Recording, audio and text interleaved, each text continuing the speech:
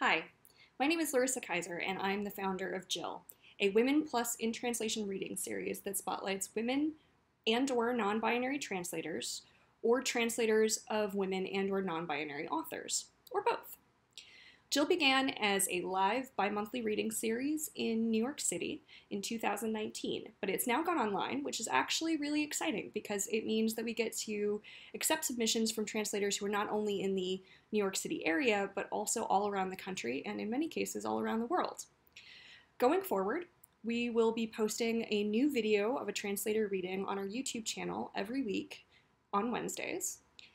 So if you have work that you're interested in sharing, either work in progress or a really polished work, something that's published, something that's unpublished, it's entirely up to you, please get in touch. You can find out more information about the series and how to submit at jillreadingnyc.com, or you can email jillreadingnyc at gmail.com with any questions you might have. So now, please enjoy the reading. Thank you. Hi. My name's Michael Favala Goldman. I'm a poet and a translator of Danish literature, and I'm speaking to you from my home here in Western Massachusetts. I'm going to read for you 3 translations that I did of the poet Marianne Koluda Hansen, a Danish poet and novelist who wrote a handful of books in the late 70s and early 80s. When she died from various health complications in 2014, one of the very last things she did was give me permission to translate her poetry, which had long been out of print. But now it's back in print in this dual language version.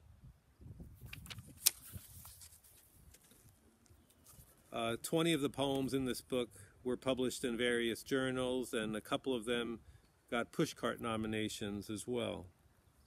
I hope that you'll enjoy her dark humor and her unique ability to put vulnerability down on the page. The first poem I'll read a little bit in Danish, and then I'll read the whole poem in English, and then I'll read 2 more in English for you. This first poem is called Fredag aften I Irma. De har alle sammen nogen at komme hjem til. Jeg kan se det på deres indkøbsvogne, som buner af tryghed, samhørighed og trivsel. Nakkekam på tilbud, hundemad og tv-guf, lørdagsslik til ungerne, 2 liter vin og bagkartofler, kæmpe økonomi og familiepakker, bleer og franske oste. Friday evening in Acme. All of them have someone to come home to. I can tell by their shopping carts that are bulging with security, belonging, and well-being, neck chops on sale, dog food and munchies, weekend candy for the kids, a half-gallon of wine and baking potatoes, giant economy and family packs, diapers and French cheeses, heavy, worn-down women with knit caps and striped bags, brand-new mothers and bearded men, authoritative wives and young couples, some without coats, so you can tell there's a car waiting outside. And they all have someone to come home to. And here I come with a pint of low-fat yogurt and half a rye bread. Naked as you only can be Friday evening in Acme. It is embarrassing not being loved. And all of them can see it. And they don't believe my husband is just on a trip and the kids with their grandparents for the weekend. I leave the line, grab a couple of steaks, a good bottle of wine, and a large rye bread, 3 pairs of men's socks, a dozen eggs, 2 bags of cookies, 10 condoms, 4 pacifiers, 40 diapers, a half-gallon of milk, a bottle of aftershave, and a pack of frozen unpeeled shrimp. It's going to be expensive. And then I've got to stand in line again. It's totally crazy, but it doesn't matter. Now, it's like it's easier to look people in the eye.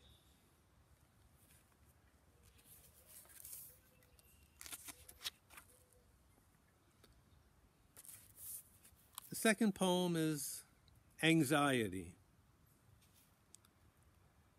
I can't sleep at night.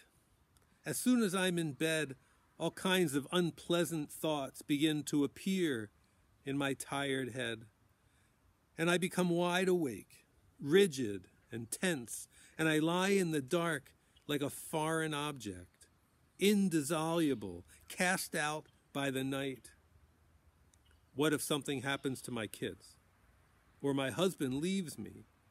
Or we get fired from our jobs and have to leave our home? Or if a war starts, or I get cancer, like my aunt, who just had her one breast removed, and all that violence and crime and pollution you hear about, I can't bear thinking about it, but I can't stop either. The world is foreign, the dark threatening. So I go into the living room and turn on the light, have a gin and tonic, and start to make a list of all the things I'm afraid of: death, war, fire, sickness, overpopulation and robbery, bomb threats, spiders, terrorists. I'm also afraid of getting old, unattractive, helpless, fat, forgotten, lonely, cheated on, senile, laughed at. It doesn't help. I'll never be able to write down everything on the list. I can barely even think of all the things I'm afraid of. Maybe I could prioritize and only be afraid of a few select dangers and not give a damn about the rest. But what's worse, war or cancer? Senility or divorce? It might be kind of hard to choose. But I could also just take 3 things each week and change every Sunday until I had covered the whole list. But what if the house burns down during the week when I'm afraid of infidelity, break-ins, and terrorists? There I would be with the totally wrong anxiety. That would be no help at all. No, it's no use. I can't fight it. With so many dangers lurking, I might as well just go back to bed. There's nothing I can do. Things are worse than I even thought. And I'm feeling a lot better.